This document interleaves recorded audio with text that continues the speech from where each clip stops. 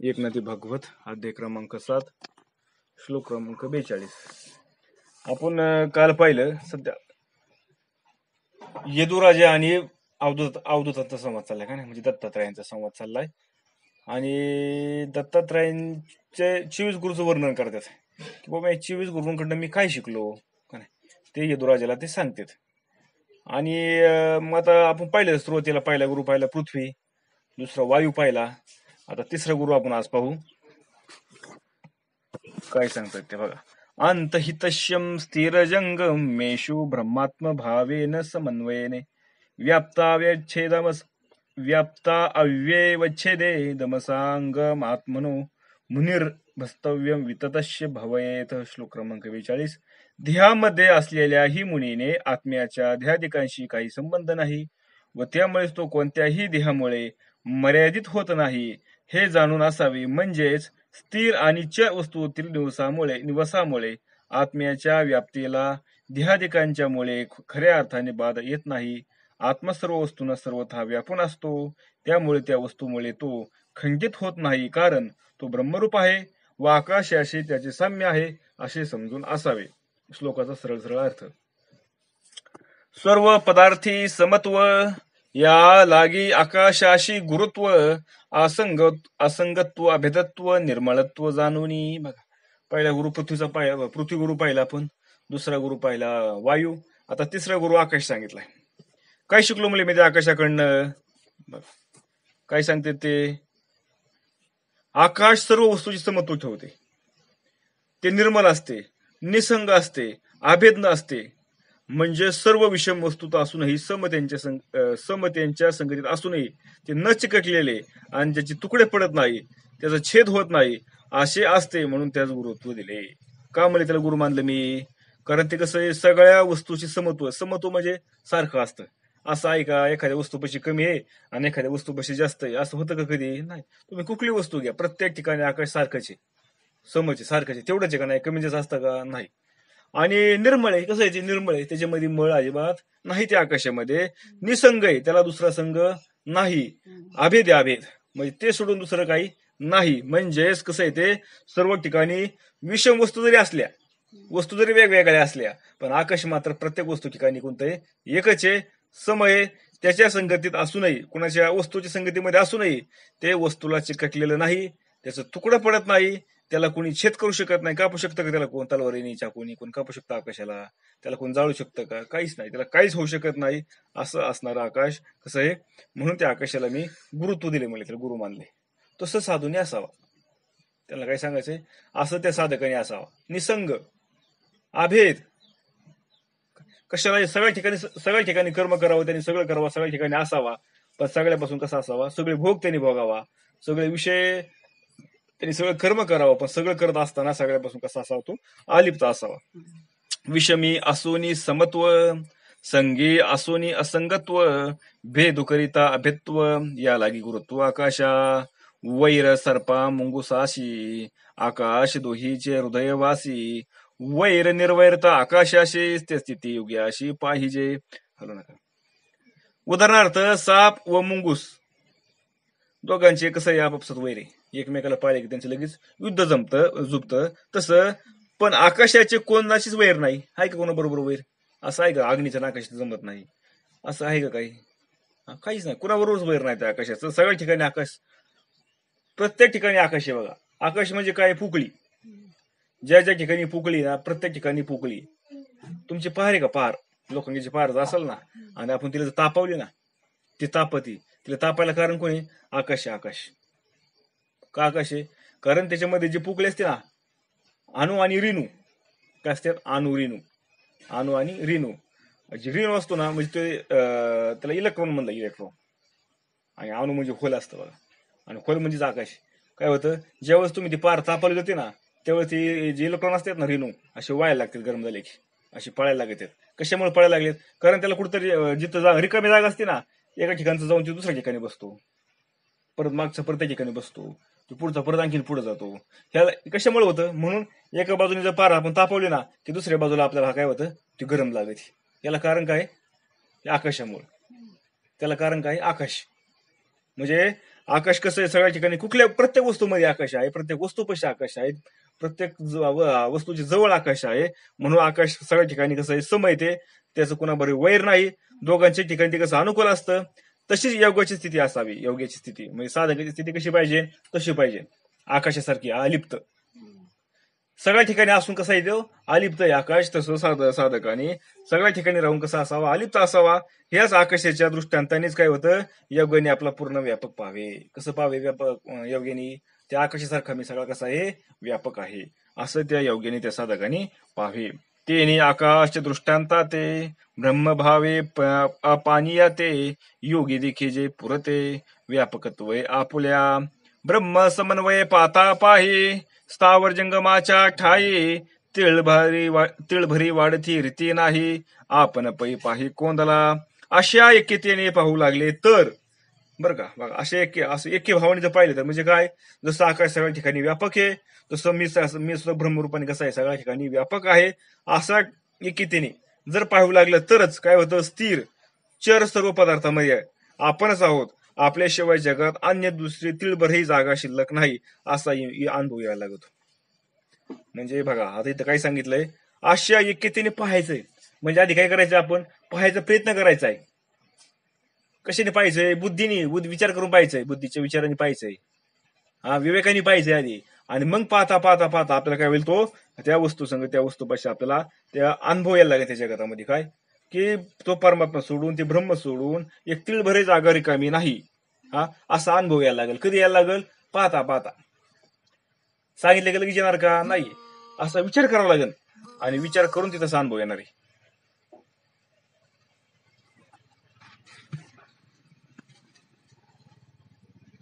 आकाश सर्व पदार्थी असे परी असे हे सर्वाशी न दिसे ते विदृश्य दृष्ट अतिदशे सर्वत्र असे योगिया. बघा काय म्हणले, आकाश सर्व ठिकाणी असूनही ते कोणाला दिसतं का, दिसते का फुकले, आपल्याला दिसत नाही. त्याप्रमाणे योग्याने दृश्य व द्रष्टा याहून भिन्नत्वाने सर्वत्र असावे. त्यामुळे जो साधक आहे त्याने काय करावा, दृश्य म्हणजे दिसतंय, आणि जो पाहणार आहे या दोन्हीपेक्षा वेगळं पाहिजे त्याला राहायचं. कारण ज्ञानेश्वर महाराज सांगतात ना, सत्य ज्ञाना अंत, सत्य ज्ञाना अनंत गगनाचे प्रावर्ण नाही रूप रंग वर्ण जेते तो हारे श्रीहरी पाहिला डोळे भरुनी पाहता पाने दुरी सारुनिया. कसा पाहिला, त्याला त्रिपुटी बात करून पाहिला. तसं हे तर सांगतेत की जे दृश्य आहे म्हणजे ज्या वस्तूला पाहायचंय, आणि जे दृष्ट आहे म्हणजे पाहणार आहे, याहून भिन्नत्वाने सर्वत्र असावे. म्हणजे काय, हे म्हणजे याच्यापेक्षा वेगळं होऊन त्याला पाहायचा प्रयत्न करायचा. मग असं पाहायचा प्रयत्न कसं करावा लागेल, आपल्याला विचाराने करावं लागेल ना. आणि मग विचाराने प्रयत्न करता करता मग काय होईल, ते त्याला ते सगळं तसं अनुभव यायला लागेल. तसा अनुभव नाही येणार त्याला. ना न बन खोचे साबळे जळेना बनव्याचे निजाळे नवता ज्वाळा वेगळे असे सगळे टवटवीत आकाशाला कोणत्याही शस्त्राने भेद पडत नाही. ऐका, तुम्ही कुठले शस्त्र घ्या, कुठल्या शस्त्राने आकाशाला भेद पडत, भेद म्हणजे काय होत नाही, त्याचा तुकडा होत नाही, किंवा अग्नीने ते जाळता येत नाही, किंवा अग्नीपेक्षाही ते वेगळे नसूनही टवटवीत राहते. असा आकाशाचा गुणधर्म आहे. तैशी यगुयाशी द्वंद्वे सकळे भादून शकते कवने काळे नवता द्वंद्वा वेगळे स्वरूप सगळे शोभत. याप्रमाणे म्हणले बघा, जसं आकाशाची स्थिती अशी आहे ना, अगदी त्याप्रमाणे योग्यानेही किंवा साधकानेही शीत उष्णादी दोन ते कधी बाधू शकत नाही. बघा, जो साधक आहे किंवा जो योगी म्हणजे आता थोडं साधूचं वर्णन आलेलं आहे. बघा, हे सगळं वर्णन चाललंय ना, साधूचं वर्णन आहे. पण साधू होण्यासाठी त्याला असं करावं लागेल. कारण भगवंत काय सांगतेत, दत्तात्रय काय सांगतेत की त्या आकाशाकडनं मी काय शिकलो, हा गुण मी घेतला आणि तो गुण माझ्या ठिकाणी मी काय बांधला. मी तो गुण काय केला, मी माझ्यामध्ये बांधला. म्हणजे काय केलं, त्या गुणाचं त्याप्रमाणे मी स्वतःला बदलून घेतलं, स्वतःच्या विचाराने मी बदललो. आणि ते बदलत असताना मग मला तो अनुभव यायला लागला. कुठला, म्हणून ते काय सांगते, जो योगी आहे शीत उष्ण म्हणजे हे दोन द्वैत तो काय करू त्याला बाधू शकत नाहीत. म्हणजे सुख दुःख, त्याला सुख दुःखाची त्याला बाधा होणार नाही. आणि दोन देत त्याच्या ठिकाणी नांदतात तरी तो निज रूपाने अलग राहतो. बघा, आणि जरी भेद त्याच्या ठिकाणी राहत असला, कुठं आता भेद कसा आहे, भेद कशाचा आहे, उपाधीचा भेद आहे ना, का नाही, भेद कोणता आहे, उपाधीचा भेद आहे.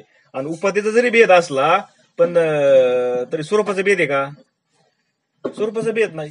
म्हणून उपाधीने जरी भेद त्याच्या ठिकाणी राहत असला तरी स्वरूपाने मात्र त्याच्या ठिकाणी भेद राहत नाही. तसं पाहिलं उपाधीने पण भेद नाही.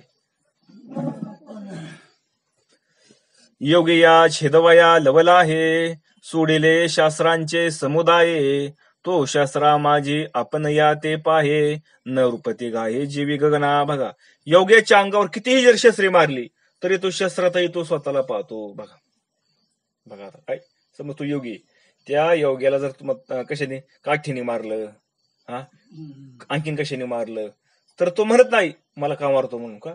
कारण काठीमध्ये पण मीच आहे म्हणतो. जो मारणार आहे तोही मीच आहे आणि जो मार खाणार आहे तोही मीच आहे. म्हणजे त्या ठिकाणी कुठले भेदच राहत नाही. उदाहरण दिलंय बरं का. त्यामुळे त्याच्या द्यायला जरी लागले तरी तो स्वतःवर काय घाव पडला अशी तो कधी समजत नाही.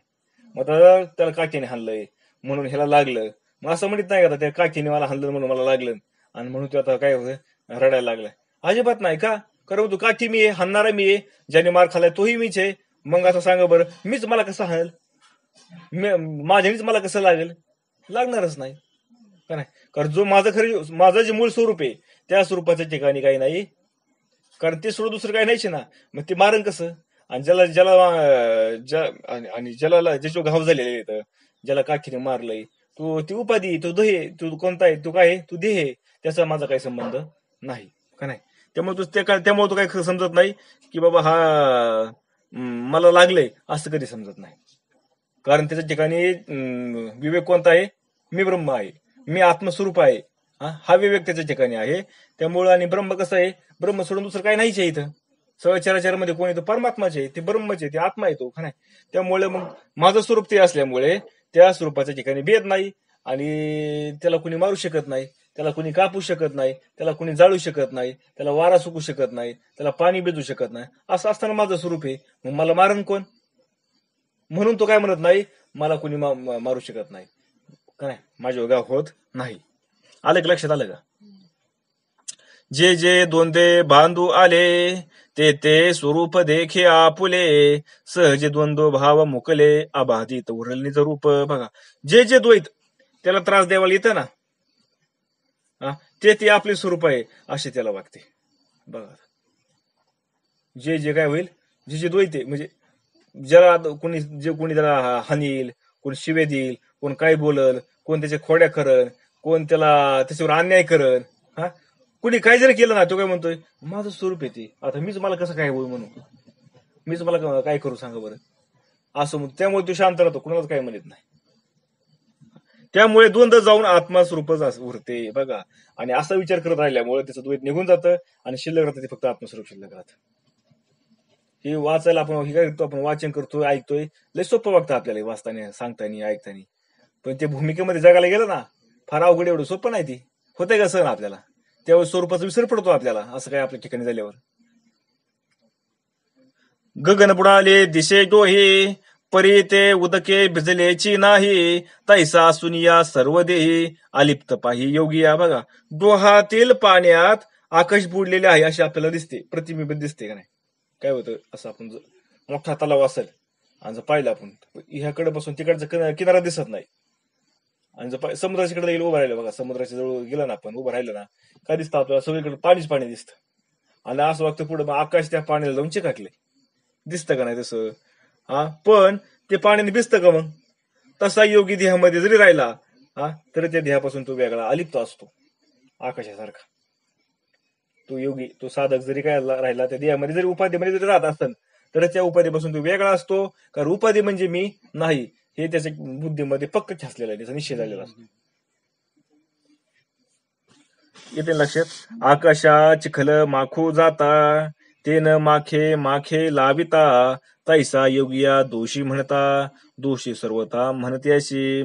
आकाशाला जर चिखल माखवायला गेले तर आकाशाला चिखल न लागता आपल्या हाताला मात्र काय होतं, तो चिखल लागतो. आपले हात मात्र ते चिखलाने भरतात.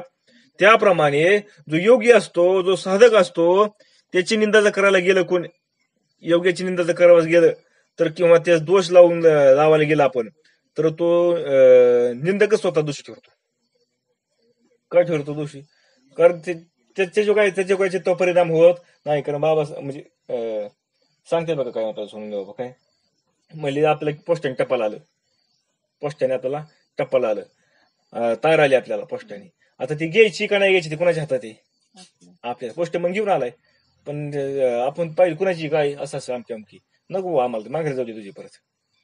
आपण जर नाही सोडून घेतली तर काय परिणाम आपला? काहीच नाही. आणि सोडून घेतली मात्र मग तसं एखाद्याने आपल्याला कोणी बोललं, कोणी काय केलं, ती मानायचंच नाही बाई मला बोललाय म्हणून. द्यायचं आहे, द्यायचा संबंध आहे काय चाललंय ती. हा सगळा खेळ कर. मी आत्मस्वरूपाने सगळ्या ठिकाणी आहे, मी सोडून दुसरी जागाच नाही अजिबात. त्यामुळे मग बोलणारा कोण आहे? मला बोलणारा कोणी नाही ना ऐकणारा कोणी नाही का नाही, सगळं मीच आहे. म्हणून त्यांनी ती लागूनच घ्यायचं नाही का द्यायचा त्याचा संबंध आहे, माझा त्याचा काही संबंध नाही, कारण मी देह नाही.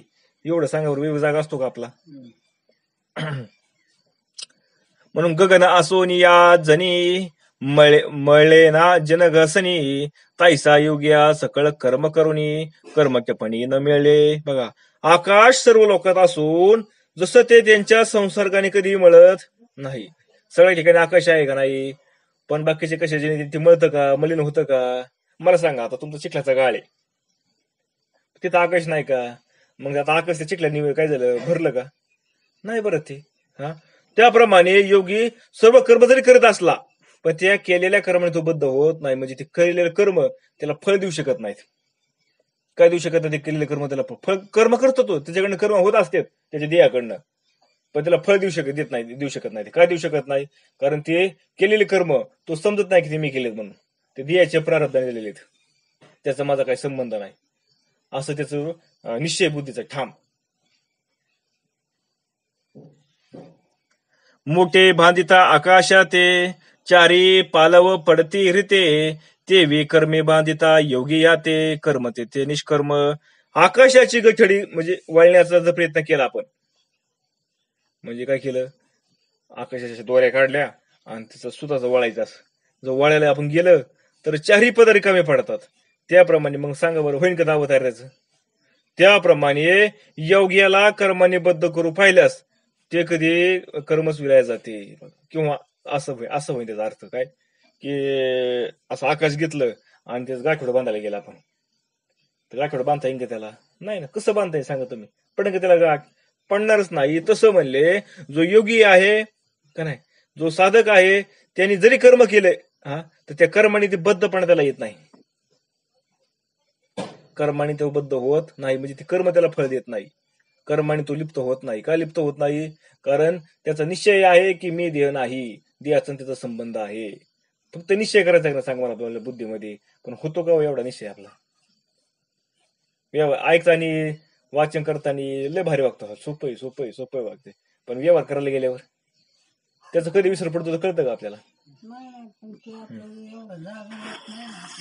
घटा माझी आकाश असे ते वाच्य की जे घटाकाशे पाहता घटा सभाय समरसे आकाश असे परिपूर्ण. घटातील आकाशाला घटाकाश म्हणतात. घट म्हणजे तुमचं गाडगं आहे, आणि गाडग्यामध्ये जी पुकळी असते ती पुकळी म्हणजे आकाश आहे. त्या आकाशाला घटाकाश म्हणायचं. परंतु सत्याचं पाव गेलं, जर खरं जर पाहायला गेलं तर गठ्ठ्याच्या आत आणि बाहेर काय आकाश एकत्वच असते. काय म्हणजे ते जे मोकळं गाडगं आहे तुमचं, त्याच्यामध्ये काय आकाश आहे. मग त्या गाडग्यामध्ये आकाश असल्यामुळे त्याला घटाकाश म्हणलंय. मला सांगा, त्या गाडग्यातला आकाश आणि त्या गाडग्याच्या सभोवतालचं बाहेरचं जे आकाश आहे ते काय वेगळं आहे का? सांगा बरं. एकच आहे का नाही? तसं म्हणले. तसं बघा, ऐका काय सांगतात.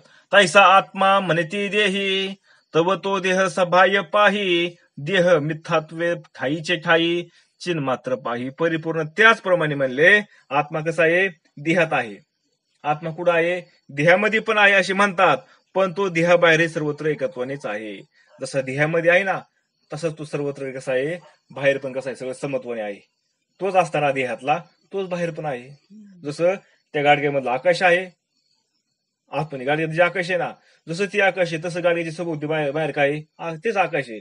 म्हणजे ती आणि आतला आकाश कसं आहे? एकच आहे. तसं देहामधला आत्मा आणि बाहेरचं जे आत्मा आहे, सगळ्या ठिकाणी जे आत्मा आहे, हा सगळा एकच आहे. हा वेगळा नाहीच आहे. तोच बाहेर आहे आणि बाहेर आहे तोच आत आहे.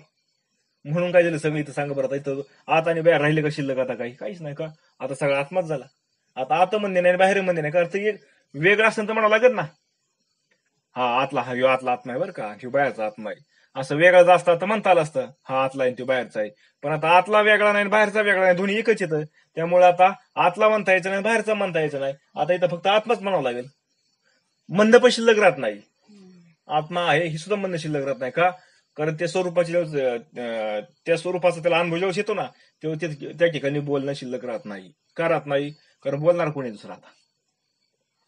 जर आत्मा आहे असं जो म्हणतोय ना म्हणजे तो वेगळा होऊन म्हणत असतो, त्या स्वरूपापासून वेगळा होऊन म्हणत असतो, म्हणजे त्या ठिकाणी द्वैत तयार झालं. पण ज्या वेळेस त्या स्वरूपाशी एकरूप होऊन जातो ना त्यावेळेस द्वैत राहत नाही, तो एकच होऊन गेला, त्यामुळे बोलणारा शिल्लक राहत नाही. बोली बोले बोलता तिने मौन होय तत्वता, हा ते स्तवे ते माते, म्हणजे ती माझं स्तवने म्हणले.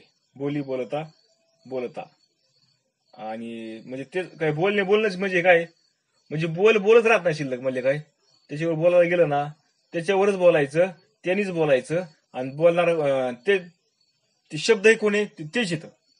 म्हणून काय त्या ठिकाणी बोलणं संभवतच नाही, म्हणून ते गपच बसतं, म्हणजे मौनच होऊन जातं, गपच. त्या ठिकाणी काहीच नाही, म्हणून ते खरंच तवणे भगवंताचं आत्मस्वरूपाचं. लक्षात येते का? म्हणजे त्या ठिकाणी काहीच नाही, थोडं काय सांगायचं, काहीच नाही त्या ठिकाणी, बोलणे नाही, न बोलणे नाही, काहीच नाही. असं जे स्वरूप आहे ना ते ब्रह्मस्वरूप आहे, ते आत्मस्वरूप आहे. म्हणून काय सांगतात त्याप्रमाणे आत्मा देहात आहे असे म्हणतात. देहाच्या बाहेर सर्वत्र एकत्वाने तो आहे. देह आभासात्मक जिथं तेथे राहतो व आत्मा पूर्ण चैतन्य रूप असतो. देह कसं आहे? आभासात्मक, म्हणजे आभास म्हणजे कसं आहे? आभास आपल्याला म्हणतो काय आभास झाला बरं काही आता, असंच काहीतरी मला इथं काय दिसल्यावानी झालं काय, कसं आहे? पण ते खरं असतं का? नसतं. तसं हा जो देह आहे हा कसा आभास आहे, आभासात्मक येतो, म्हणजे खरा नाही तो. जीवाच्या तिथे राहतो, काय जीवाच्या तिथे राहतो तो आत्मा सर्व चैतन्य रूप असतो. बघा, पण जो जीवाच्या तिथे राहणारा जो आत्मा आहे तो कसा आहे? चैतन्य रूप आहे. त्या आत्म्याचं स्वरूप ते जे अंतःकरणामध्ये पडल्यामुळे तो जीव झालेला आहे. वास्तविक पाहता ते चैतन्यच आहे, फक्त प्रतिबिंब त्याचं पडलं म्हणजे काय ते भासतंय आपल्याला, आभास आहे ते, आभास फक्त भासतंय ते. जसं मृगजळ भासतंय ना आपल्याला, सूर्य त्याला कारण कोण आहे? सूर्य आहे मृगजळाला. पण ते खरं आहे का? पण दिसतंय मात्र तसं आहे बघा ते जीव. येते का लक्षात? तेजो बंदमयम वैर्मे धारदे वैर्यानुरते हे न स्पृश्येते न बसतात्वम काल सृष्टे गुणे पुमान. श्लोक क्रमांक 43.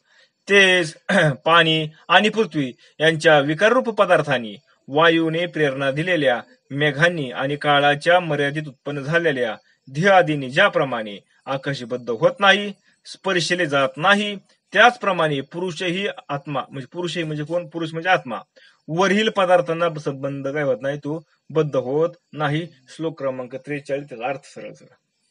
नभ पृथ्वी रजे न गदळे, उदय केकरी न पघळे, आग्नीचे ने ज्वाळे न जळे, वायू बळे उडेना. पृथ्वीवरील धुळीने आकाश मलिन होतं का?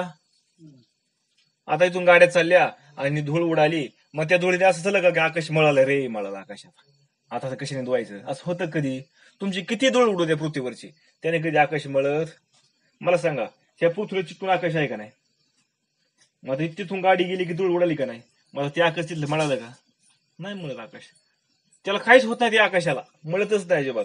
तसं कधीच होत नाही ते. कधी? बरं ठीक आहे, आता पाणी आहे, समुद्राचं पाणी किंवा नदीचं पाणी आहे किंवा आणखीन कशाचं पाणी, मग ते पाणी ज्या सभोवताली आकाश आहे का नाही? मग पाणी तिथून गेलं म्हणजे ते आकाश भिजलं का नाही? भिजायला पाहिजे का नाही? पण भिजत का आकाश? कधीच भिजत. आकाश म्हणजे पोकळी, मग ती पोकळी ओली होती का? नाही होत. अग्नीच्या ज्वाळाने कधी जळत नाही, किंवा आता अग्नी लावलाय आपण, मग त्या अग्नीच्या ज्वाळा निघतात, मग असं झालं का तिथलं आकाश जळून गेलं? असं कधी होतं का? तसं होत नाही. तसं वायूची शक्तीने ते उडत नाही. की असं आलंय का म्हणले, वारा आलाय आणि वाऱ्याने आकाशच उडून गेलं, म्हणले जोराचा वारा आला म्हणले आणि आकाश उडून गेलं, असं कधी होतं का? म्हणजे काही जरी झालं तर आकाश सगळ्या ठिकाणी राहतं, पण त्याचा आकाशावर काहीच परिणाम होत नाही. बरोबर का? आता त्याच्या आकाशावर काही परिणाम होत नाही. तसं म्हणले. तसं कडकडीत आभाळे योनी आकाश झाकळे, त्या समजता नभनातळे अलिप्त बळ संस्थित. त्याप्रमाणे मेघानी, बघा अजून दृष्टांत त्यांनी दिला काय, की मेघानी आकाश झाकले जाते, म्हणजे ढग येतात आणि ढगाने काय होतं, सगळं वरची पोकळी झाकून जाते. म्हणजे जिथं ढग आलेले असतात ना, ढगाच्या वरची जी पोकळी असते ना, म्हणजे आकाश असतं ना, ते झाकून जातं, पण त्यांनी ते लिप्त कधी होतं का ढगांनी? नाही. तसं आपल्या जागी जशी तशी असते का नाही ते आकाश, त्याच्यामध्ये काही परिवर्तन होत नाही. तैसा योगियांशी असता निजात्म समरशी, काळी सृजिल्याशी गुणाशी वश्य त्यांशी तो नव्हे. बघा अगदी त्याप्रमाणे म्हणले योगी आत्मस्वरूपामध्ये समर्थ झाला की, बघा कधी तो योगी म्हणजे साधक ते आत्मस्वरूपाशी एकरूप झाला की त्याला काळाने निर्माण झालेल्या कोणत्याही सत्वादी गुणांनी त्याला बांधला जात नाही. कधी व्हायचं असं आपलं त्याच्या चित्तावर कसलाच परिणाम होत नाही. आपलं चित्त काय होतं लगेच थोडस काय आपल्या मनाचं वेगळं मनाच्या विरोधात झालं आपल्याला जे अपेक्षित आहे त्याच्यापेक्षा काहीतरी वेगळं झालं की आपल्याला उद्विग्न होत जातं. पण त्या योगाच्या चित्तामध्ये काहीच परिणाम होत नाही म्हणून तो सतत आनंद असतो, तो समाधानी असतो. आणि हेच म्हणले मी त्या आकाशाकडनं शिकलोय म्हणले. बरोबर शिकले म्हणजे असं आहे का, आता आकाश विचार केला त्यांनी त्या आकाश अरे असं आहे असं आकाश आहे त्याच्याकडून ते शिकले, त्याचा विचार करून मग तो गुण आपल्यामध्ये असावा असा विचार करून त्यांनी त्या विचाराने आपल्यामध्ये परिवर्तन केलं. आणि परिवर्तन करून त्यांनी स्वतः ते काय झालं, स्वतः ते परिवर्तन घडून गेलं. विचार करता करता परिवर्तन घडलं आणि स्वतः तसे ते वागायला लागले. म्हणून त्यांच्या ठिकाणी काही नाही, दुःख नाही आणि सुख नाही, सतत कसे ते समाधानी आनंदी येतात. का सुख नाही दुःख नाही, दुःख आहे तर सुख आहे, सुख आहे तर दुःख आहे, हे दोन्ही गोष्टी नाही त्यांच्यापाशी. म्हणजे कशाने झालं सगळं, विचाराने झालं का ना त्यांच्या. काळाचे थोर सामर्थ्य जाण धिहाशी आणि जरा मरण योगी देहातीत आपण जन्म मरण न देखे. बघा आता महाबलाग्य असता हा जो काळ आहे, या काळाने काय केलंय, त्या देहाला म्हातारपण आणलंय किंवा त्याला मरण आणलंय का नाही. पण योगी देहातीत असल्याने, आता योगी कसा आहे, हा साधक कसा आहे, त्याला सद्गुरूच्या कृपेने कळलंय हा देह म्हणजे मी नाही, तर मी आत्मस्वरूप आहे, मी ब्रह्मस्वरूप आहे, मी सोडून इथं दुसरं काही नाही. त्यामुळे हा आता मरतच नाही, तू त्याच्याकडे लक्ष देत नाही. मी आता मरणार आहे, मला त्रास होतोय, मला दुसरे मारतेत, मला हानतेत, मला शिवे देतेत, मला बोलतेत, माझ्या अन्याय करतेत. असं काही विषय त्याच्यापाशी बोलणं आहे का? काहीच बोललं नाही त्याच्यापाशी. असं का बोललं नाही त्याच्यापाशी असं सगळं, कारण तो समजतो हा सगळं द्यायचे संबंधाने आणि मी द्या नाही, त्याचा माझा काही संबंध नाही. मग मला कसं काय काय होईल बरं. पण आपल्या ठिकाणी देहभाव आहे अजून, आणि देहभाव असल्यामुळे आपल्या ठिकाणी काय होतं की परिवर्तन होतात आपल्या ठिकाणी. आपलं चित्त काय होतं, उद्विग्न होऊन जातं. मग दुःख झालं की आपण दुःखी होऊन जातो, सुख झालं की हुराळून जातो का नाही. त्यामुळे त्या चित्तामध्ये परिवर्तन होतं आपल्या, आणि त्यामुळे काळ आपल्याला जोर करतो. मग थोडंसं काय झालं की बघा ना, माझे केस पिकले, माझं हे दुखायला लागलं, माझं ते दुखायला लागलं, आता माझं वय कमी झालं, ते वय जास्त वाढलं माझं, आता मी आता म्हातारा व्हायला लागलो. हे सगळं कशाच्या संबंधाने, ध्येयाच्या संबंधाने. कारण आपल्या चित्तामध्ये ध्येयाचे मी ध्येय हाच भाव आहे, म्हणून त्याच्या संबंधाने आपण बोलत असतो. कारण जे आतमध्ये असतं ना तेच आपल्या ठिकाणी बाहेर निघत असतं. जे आतमध्ये असतं ना आपल्या अंतकरणामध्ये तेच बाहेर निघत असतं.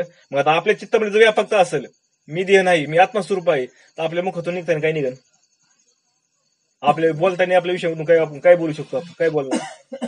बरं जरी व्यवहारासाठी बोलत असला पण तर त्याच्या अंतकरणामध्ये त्याचा बुद्धीचा निश्चय आहे त्याचा, ते मी नाही म्हणून.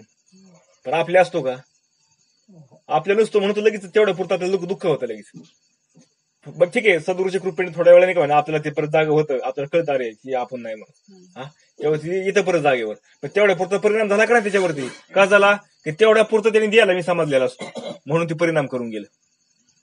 पण जो साधक असतो ना, जो योगी असतो ना, ज्याचा परफेक्ट निश्चय झालेला आहे, आता काही शिल्लकच नाही, काय मी सोडून दुसरं काही नाहीच आहे, त्याच्यावर तेवढ्या पुरताही परिणाम होत नाही, तेवढ्या पुरता सुद्धा परिणाम होत नाही. का नाही, कारण त्याच्याकडे तू लक्ष देत नाही. कारण ध्येय म्हणजे मी नाही, त्याचा माझा काही संबंध नाही. येते ना लक्षात. स्वप्ने चिंतामणी जोडला, सवेची अंधकुपी पडला, जाग्या झाल्यानं म्हणे नाडला, तैसा घडला देह संगू. एखाद्याला स्वप्न पडले, झोपला आणि त्याला स्वप्न पडलं, आणि त्या स्वप्नामध्ये त्याने असं पाहिलं की आपल्याला चिंतामणी सापडला. काय पाहिलं स्वप्नामध्ये त्यांनी, चिंतामणी सापडला. आता असेही दिसले त्यांनी की पुढे तो आंधळ्या विहिरीत पडला, पुढे आंधळ्याच्या विहिरीमध्ये पडला, त्याला तेही त्यांनी स्वप्नामध्ये पाहिलं आणि जागा झाला. अरे रे रे, मी केवढ्या संकटात पडलो होतो म्हणतो.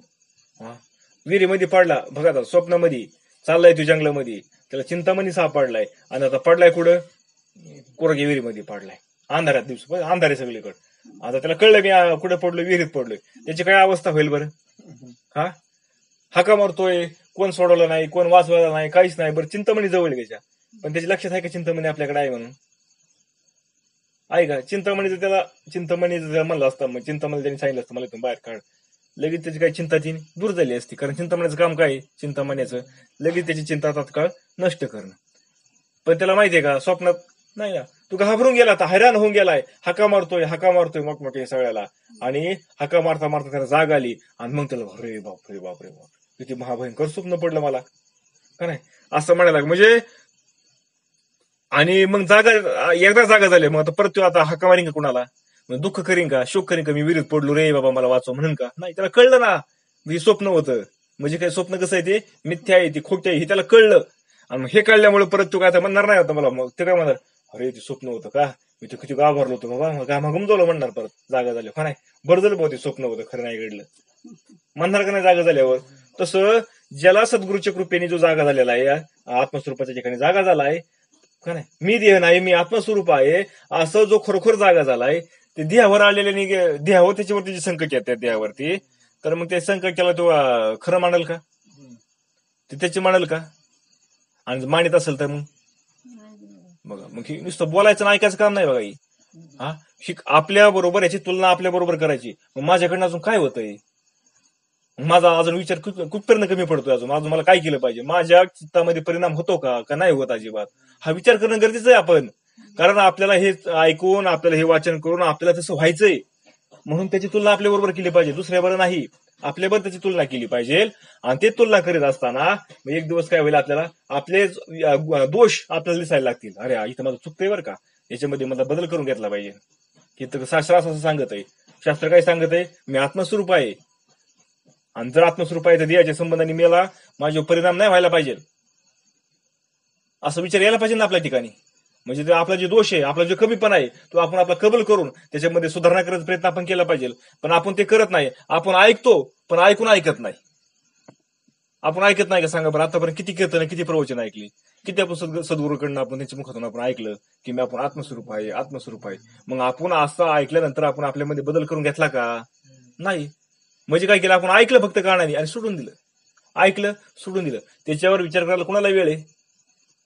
म्हणले काय नाही महाराज, मी दिवसातून 4 कीर्तन ऐकतो, म्हणजे युट्यूबला घरी बसून काम नसलं ना मला, मी किती ऐकतोय, 4 कीर्तन ऐकतोय. पण ठीक आहे 4 कीर्तन ऐकलो, पण 4 कीर्तनामधून 4 कीर्तन ऐकल्यानंतर त्या कीर्तनामधून तू काय येऊन तुझ्यामध्ये काय बदल केला, त्या कीर्तन ऐकल्यानंतर तुझ्यामध्ये तुला काय दोष दिसायला लागले, याचा कधी आपण विचार केला का. मग जर हा जर विचार आपल्या ठिकाणी होत नसेल, तर मग आपल्यामध्ये आयुष्यभर कितीही जर आपण जन्म घेतले ना, तरी आपल्याला बदल होणार नाही. बरोबर आहे का नाही, फलक बदल आपल्यामध्ये नाही. आपण आपले दोष पाहिले पाहिजे, कसे कुठे दोष पाहिजे आपण आपले, मग त्यासाठी हे वाचन आहे, त्यासाठी हे श्रवण आहे. आणि ते श्रवण करत असताना अरे माझ्यामध्ये ह्या गोष्टी कमी येतात, माझ्या गोष्टीची कमतरता आहे, मग ते काय केलं, सुधारल्या पाहिजे. मग कसं सुधारलं, लगेच सुधारणा होईल का त्याची, नाही. मग त्याचा विचार करू, नाही हे चुकीचं आहे, हे असं नाही व्हायला पाहिजे, हे असं नाही व्हायला पाहिजे, असं होता होता ते होत असतं. अगदी त्याचप्रमाणे काय करत असतो तो योगी, मनुष्याच्या देहाशी असलेला जो संबंध आहे तो स्वप्नातल्या प्रमाणे असतो. जसा तो साधक आहे ना, तो काय म्हणतो, जसा मनुष्य झोपला होता, झोपल्यात विहिरीत पडला आणि जागे झालं, त्याला कळलं का अरे मला स्वप्न पडलं होतं. आता जसं जो स्वप्नामध्ये जसं दुःख करत होता, तो रडत होता, मोठमोठ्याने हाका मारित होता, तसा जागा झाले मारेल का, नाही मारणार का, त्याला कळलं ते स्वप्न आहे. तसं सद्गुरूच्या कृपेने आपल्याला कळलंय की आधी हे म्हणजे मी नाही, हे जगत म्हणजे सगळं मिथ्या आहे, हे सगळं ह्या जगताला सगळं कारण कोणी माया आहे, आणि मायेचं अस्तित्व कसं आहे, मिथ्या आहे, कुठे येते माया, काल्पनिक माया आहे ती. ही जेव्हा सद्गुरूच्या कृपेने कळलं, त्यावेळेस मग ह्या देहावरती होणारा जो परिणाम आहे, त्याचा परिणाम त्याच्या चित्तामध्ये होईल का, होईल का मला सांगा, होणार नाही. हे नुसतं ऐकण्याची नाही, बारीक विचार करण्याची गरज आहे या गोष्टीची. जो ब्रह्मादी दिहासी खाये, तो काळू वंदी योगियाचे पाये, जो काळाचाही आत्मा होये, निधडा पाये महाकाळू. बघा, काळ हा ब्रह्मदेवालाही नष्ट करतो. काळामध्ये किती सामर्थ्य आहे, ज्याने हे विश्व तयार केलं ना ब्रह्मदेवानी, त्याला पण नष्ट करण्याचे सामर्थ्य काळामध्ये. प्रबोध म्हणजे काही वेगळा नाही बरं का, हा सगळं प्रबोधाचा विचार आहेत बघा, सगळे प्रबोधाचं चिंतन आहे सगळं. हा काळ हा काय ब्रह्मदेवाला नष्ट करतो, एवढं सामर्थ्य काळाचं आहे. पण तोच काळ त्या योग्यापुढे, त्या साधकापुढे, त्या साधू पुढे नम्र होतो. त्याच्यावर त्याचं काही चालतच नाही. का चालत नाही, फक्त एवढा त्यांनी बुद्धीचा निश्चय करून घेतलाय, एवढा विवेक त्यांनी जागा केलाय. खरं काय ती मी कोण नेमकं, ज्यांनी समजून घेतलंय, त्यांनी ओळखून घेतलंय, आणि त्याचे ठाम झालाय तो आता. त्यामुळे त्याचा काळ काहीच बिघडू शकत नाही. कारण योगी हा काळाचाही आत्मा आहे. बघा, काळ सुद्धा कोण आहे? काळाचं स्वरूप सुद्धा कोण आहे? हे योग्यच स्वरूप आहे. काळ सुद्धा कोण आहे? काळ सुद्धा मी आहे. कारण भगवंतांनी सांगितलं ना अर्जुनाला विश्वरूप दर्शनामध्ये, काय मृत्यू सुद्धा म्हणले मी आहे, काळ सुद्धा मी आहे म्हणले, जन्माला घालणारा म्हणले मी आहे, का नाही विभूती सांगितली ना, तसं काळ सुद्धा मी आहे म्हणले आत्मस्वरूपाने. माझाच आत्मस्वरूपाचे काय तो काळ आहे. म्हणजे त्यामुळे त्याला महाकाल म्हणता येईल. त्यामुळे काय म्हणतात त्याला? महाकाल म्हणता येईल म्हणले. येथे लक्षात येते का? वीज कडकडोनी आकाशी, तेजे प्रकाशी गगनाशी, गगन नातळे जे विदुषी, आसुनी दिशास बाह्य. वीज आकाशात कडकडून आकाशातच काय होतं? आपल्याच तेजाने उजळून टाकते. तेवढ्या पुरती वीज अशी कडकडली काय होतं? आकाश प्रकाशमय होऊन जातं. दिसतं का तेवढं होतं आपलं लगेच सगळं आकाशामध्ये. हा, पण विजेचा आत व बाहेर काय आहे? आकाशच आहे. विजेच्या आतमध्ये काय? आकाश, आणि बाहेर पण काय? आकाशच आहे. तसं तरी ती वीज काय होत नाही? त्या आकाशाला लिप्त होत नाही.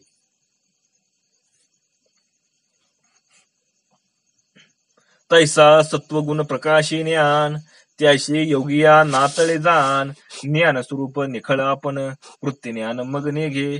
तसेच म्हणले बघा, तसेच सत्वगुणाने ज्ञान प्रकाशित होते. बघा, आता ज्ञान प्राप्त करून घ्यायचं ना आपल्याला, तर कशाने प्राप्त होतं ज्ञान? सत्वगुणाने.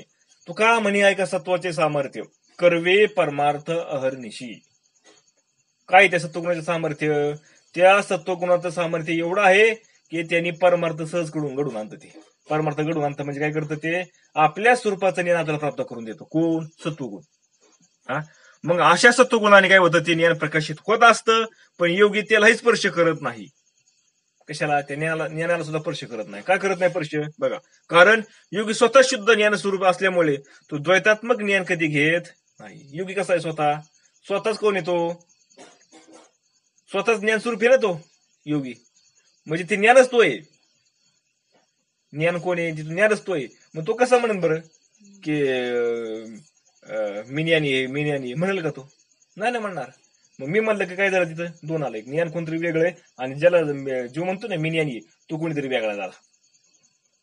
त्यामुळे तो असं कधी म्हणत नाही की, काय म्हणत नाही. कुठे गेलं बघा, ऐका. सत्वगुण ज्ञान प्रकाशित होते, पण योगी त्याला स्पर्श करत नाही. काय स्पर्श करत नाही योगी त्याला?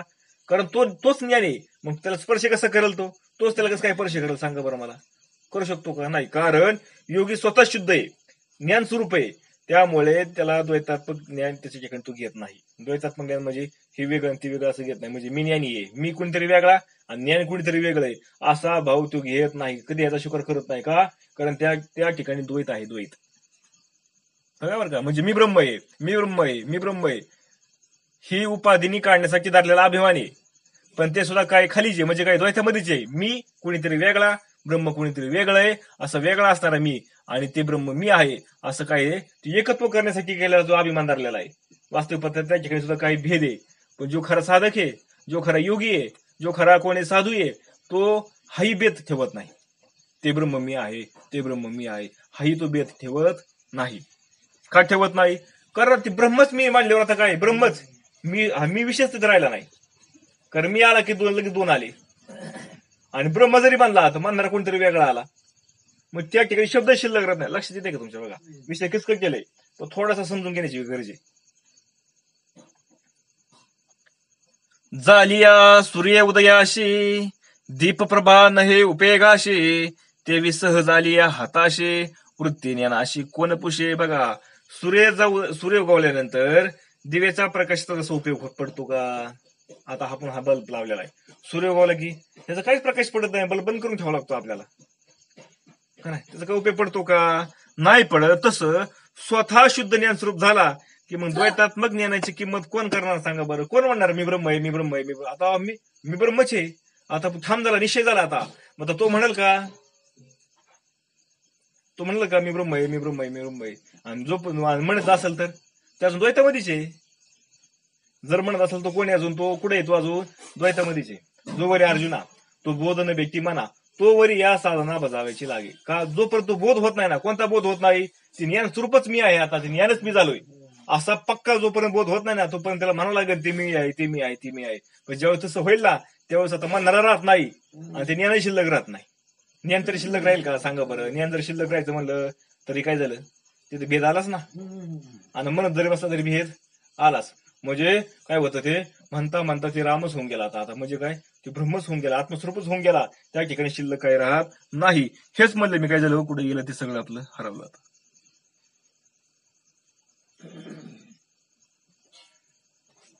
हा, सूर्य उदय झाला म्हणजे काय होत नाही, त्या दिव्याच्या प्रकाशाचा जसा उपयोग होत नाही, तसं शुद्ध शुद्ध शुद्ध शुद्ध ज्ञान शुद्ध झाला की त्या द्वैताच्या द्वैतात पण जे ज्ञान आहे ना, त्याला किंमत राहत नाही. द्वैतात पण ज्ञान म्हणजे कोणतं, मी ब्रह्म आहे, मी ब्रह्म आहे, ह्या ज्ञानाला त्या ठिकाणी किंमत राहत नाही. इथपर्यंत आपण आलो होतो. सत्वे प्रकाशिले ज्ञान ते आवडून निघे जाण, अथवा खवळल्या रजगुण कर्मटपण त्या नये. बघा, आता असं झालं, काय झालं, त्या सत्वगुणाने प्रकाशित झाल्यामुळं त्याच्या ठिकाणी ज्ञान झालं. त्याला ज्ञानाचं त्याला काय झालं, आता परिपक्व बोध झाला त्याला. आणि परिपक्व बोध झाला तर त्या सत्वाने काय झालं, प्रकाशित केलंय, त्यामुळे ज्ञान झालं. ज्याप्रमाणे तो योगी प्रेमाने स्वीकारत नाही, बघा काय झालं, त्या सत्वगुणाने प्रकाशित केलेलं ज्ञान तोही तो स्वीकारत नाही, किंवा रजगुणाने तो कर्मकपणाने घेत नाही. बघा आता लक्ष घ्या बरं का. आता काय सांगितलं इथं, जे सत्वगुण आहे त्या सत्वगुणामुळे काय झालं, ते ज्ञान प्रकाशित झालं. ज्ञान प्रकाशित झालं. सत्वगुणाचं काम काय, ते ज्ञान करून दाखवून दे नाही. जोपर्यंत ज्ञान नव्हतं तोपर्यंत सत्वगुणाचा त्याला आवश्यकता होती. आणि शुद्ध सत्वगुण, त्या शुद्ध सत्वगुणाची त्याला आवश्यकता होती. आणि आवश्यकता असल्यामुळे त्याला त्या सत्वगुणा त्याच्या जवळ असल्यामुळे त्या सत्वगुणाच्या सामर्थ्याने त्याला काय झालं, ज्ञान त्याच्या ठिकाणी प्रकाशित झालं. आता एकदा ज्ञान प्रकाशित झालं बरं का, आता एकदा ज्ञान प्रकाशित झालं तर मला सांगा बरं, मग आता परत सत्वगुणाची गरज राहिली त्याला. ज्ञान झालं ना. उदाहरणार्थ तुम्हाला सांग, दिवा लावायचा आहे. जोपर्यंत दिवा लावलेला नाही तोपर्यंत काळीपिकीची गरज आहे आपल्याला, बरोबर का. जोपर्यंत आपण दिवा लावत नाही तोपर्यंत काळीपिकीची आपल्याला आवश्यकता आहे. एकदा का तुम्ही तो दिवा लावला, काळीपिकीची परत आवश्यकता आहे का आपल्याला. तसं काम आहे बघा. एकदा का ते ज्ञान प्रकाशित झालं मग सत्वगुणाची आवश्यकता राहते का, राहत नाही म्हणले का नाही. बर, जसं सत्वगुणाने प्रकाशित केलं, ते ज्ञानही ज्याप्रमाणे काय झालं, प्रकाशित ज्ञान ज्याप्रमाणे योगीप्रमाणे कधी तो स्वीकार करत नाही तो काय, ते ज्ञानाचा. कारण त्याच्या ठिकाणी ज्ञान होऊन गेलं ते. आता मी ज्ञानी आहे, मी ब्रह्म आहे, आता मला कळायला लागले, हा भावच त्याच्या ठिकाणी राहिलेला नाही, त्याला ज्ञानच त्याच्या ठिकाणी झालेलं आहे. किंवा रजगुणाने तो कर्मपणा घेत नाही, किंवा रजगुण वाढला आणि त्यांनी कर्म केलं. मग आता कर्म म्हणजे कोणी ते देहानी बरं का. रजगुण कुठं वाढला, देहाच्या ठिकाणी वाढला. सत्वगुण पण कुठं वाढला होता, देहाच्या ठिकाणी वाढला होता, म्हणजे अंतकरणामध्ये. रजगुण पण कुठला वाढला, अंतकरणामध्ये वाढला. आता रजगुण वाढला म्हणून त्याला ज्ञान झालं, पण त्याचाही त्याने काय केला नाही, स्वीकार केला नाही, सोडून दिलं ती स्वतः का. आता होऊन गेलं ज्ञान म्हणलं, आता दिवा लागला म्हणलं गाडीपिकीची आवश्यकता आहे का, नाही. तसं रजगुण वाढला आणि रजगुण वाढल्यामुळे तो कर्म करायला लागला. पण जसं त्यांनी शुद्ध सत्वामुळे ज्ञान घेतलं ना, स्वीकार केला नाही, तसं रजगुणामुळे जे कर्म घडलेलं आहे त्या कर्माचाही तो स्वीकार करत नाही. लक्षात येत आहे का मला काय म्हणायचं.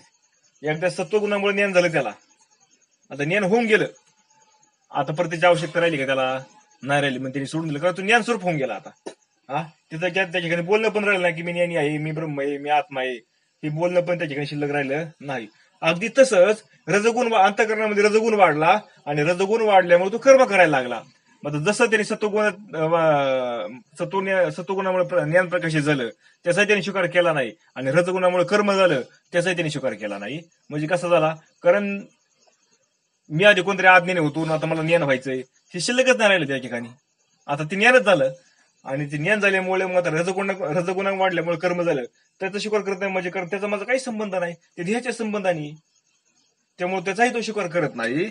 इथे का लक्षात आलं का तुमच्या. मग हो का तमगुणाची निमेळे, क्रोध मोहाशी नातळे, गुणातीत झाला बळे, बोध कल्लोळे स्वानंदे. तसंच काय झालं म्हणजे तमगुण, आता ठीक आहे सत्वगुण वाढला, सत्वगुणामुळे शुद्ध सत्वगुण तयार झाला. शुद्ध सत्वगुणामुळे काय झाला, त्याला ज्ञान प्रकाशित झालं. ठीक आहे, ज्ञान झाल्यामुळे तो ज्ञान प्रकाशित झाल्याबरोबर तो ज्ञानी झाला, आणि ज्ञानी झाल्यामुळे ती सगळं सत्वगुण गेला, ती ज्ञान गेलं, सगळंच गेलं, बरोबर का नाही. आता त्याच ठिकाणी त्याच उपाधीमध्ये त्याच अंतःकरणामध्ये रजगुण वाढला. म्हणजे असं नाही बरं का साधू झाला आणि त्याला ज्ञान झाले म्हणजे आता रजगुण तमगुण त्याच्या ठिकाणी येत नाही. कारण ते साधू झाला म्हणजे तू ज्ञान झालं, ते ज्ञान त्या ठिकाणी आलेले, पण ज्ञान आलं पण म्हणजे उपाधी बदलली, उपाधीमध्ये काही बदल होत नाही, उपाधीच्या प्रारब्धामध्ये काही बदल होत नाही. त्याच्यामध्ये तुमचं सत्वगुण रजगुण तमगुण येणार येतं. त्याप्रमाणे रजगुण आला, त्यांनी कर्म केले, कर्माचा त्यांनी स्वीकार केला नाही. त्याचप्रमाणे जसं सत्वगुण आला होता, जसं रजगुण आला होता, तसं तमगुणही आला. आणि तमगुण आल्यामुळं त्यांनी काय झाला, तो क्रोधी झाला. काय म्हणजे मोहाच्या आधी विकारांना तो कधी स्पर्श करत नाही. म्हणजे क्रोध, मग आता तो म्हणत नाही मला राग आला, मला क्रोध आला, त्याचा माझा काही संबंधच नाही. ते आला द्यायला, द्यायला आला, त्याला मोह झाला, ते द्यायला झाला, त्याचा माझा काही संबंध नाही. एवढ्या विवेकावरती स्थिर आहे, एवढ्या विवेकावरती तो स्थिर आहे. म्हणून त्याच्या ठिकाणी त्यांच्या अंतःकरणामध्ये, त्याच्या चित्तामध्ये कुठलाच प्रभाव पडत नाही. क्रोधाचा पडत नाही, लोभाचा पडत नाही, मोहाचा पडत नाही, मी ज्ञानी आहे याचाही पडत नाही, मी अज्ञानी आहे याचाही पडत नाही, मी सुखी आहे याचाही पडत नाही, मी दुःखी आहे याचाही पडत नाही. म्हणून तो आनंदी आहे. या कशाचाच प्रभाव पडत नाही म्हणून तो काय आहे, तो आनंदी आहे. का आनंदी आहे? कारण त्याचा स्वरूपच आनंद आहे. आलं लक्षात? हा बघा, हे काय पुढे, म्हणून तो स्वानंद रूपी समुद्रामध्ये बोधरूपी लाट्यांशी खेळत असतो. बघा, म्हणून तो काय करतो, स्वानंद रूपी म्हणजे जे स्वरूपाचे जे आनंद आहे ना, आनंद स्वरूप असणार आहे ना, त्या लाट्याशी तो खेळत असतो. आणि म्हणून तो गुणातीत असतो. काय म्हणजे हे 3 गुणांच्या पलीकडे, कारण हे 3 गुण कुठे आले, अंतःकरणामध्ये आले. अंतःकरणाचा कोणाचा संबंध आहे, देहाचा उपाधीचा संबंध आहे, आणि ते म्हणजे तो नाही. त्यामुळे त्याचा आणि त्याचा काही संबंध नाही. मग तिथं रजगुण येऊ द्या, सत्वगुण येऊ द्या किंवा तमगुण येऊ द्या, त्याचा आणि याचा काही संबंध नाही. कारण देहच मी नाही ना, त्याने देहालाच मी मानलेलं नाही. त्यामुळे त्याचा काही संबंध येत नाही. म्हणून तो काय झाला, गुणातीत झाला. काय झाला, तो साधू कोण झाला, गुणातीत झाला. म्हणजे गुणाच्या पलीकडे गेला. आता गुणाच्या पलीकडे गेला म्हणजे त्याच्याकडचे गुण याचे बंद झाले का, मग त्याचं कर्म बंद झालं का, त्याचं काहीच बंद झालेलं नाही. उदकाशी गुरुपण आले ते एक लक्षण, अवधूत म्हणे सावधान नृपनंदना यदुवीरा. म्हणून हे विदुवीरा, अरे म्हणले तुला जसं आकाशाचं सांगितलं ना, आता असंच म्हणलं, मी पाण्याला गुरु मानलं, आणि त्या पाण्याला गुरु मानून ते लक्ष देऊन ऐक म्हणले, मी त्याच्याकडनं काय गुण शिकलो, मी त्याच्याकडनं मी काय घेतलं ते मी तुला सांगतो. पण ते आपण आता उद्या बघू. का नाही, पुंडलिका